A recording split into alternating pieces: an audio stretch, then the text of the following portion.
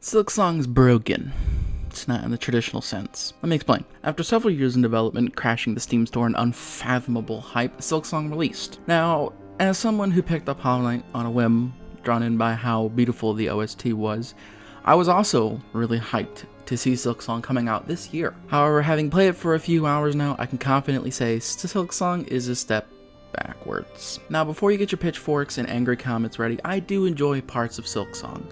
The OST, the artwork, how smooth 99% of the gameplay is. The movement is fun and rewarding to learn and master.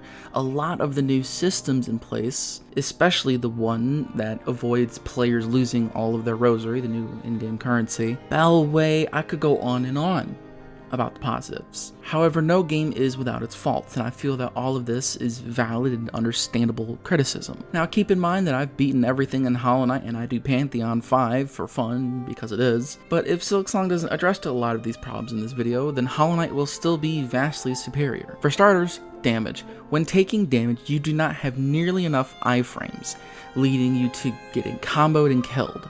Not only that, the knockback when you do take damage is basically non-existent, which leads to a lot of this comboing. 2-mask damage and multi-mask combo attacks are overly used and overly relied on to inflate the difficulty of a lot of the enemies, bosses, and mini-bosses. Enemies feel like mini-bosses with how tanky they are and with how many moves they have.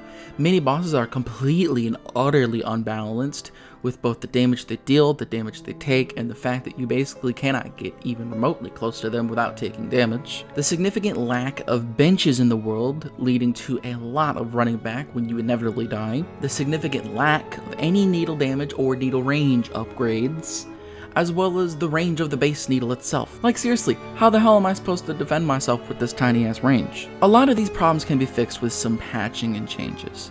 However, there are some mechanics in the game that are just actively a setback, like the pogoing.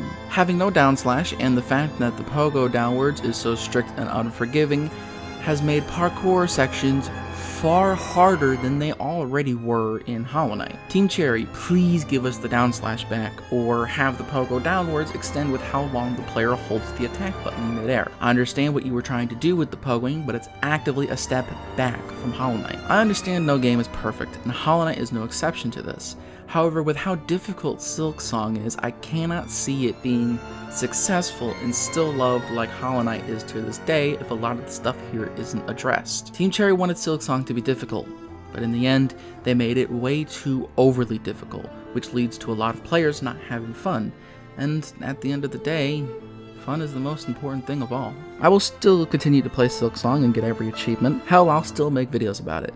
But the fact that Silksong is a significant difficulty spike from Hollow Knight, Team Cherry needs to address the difficulty, or a lot of people are probably just going to play Hollow Knight instead of Silksong, which is pretty sad to see. And I don't want to see, a game like this that took several years to develop fail so miserably because the developers refused to budge on the difficulty.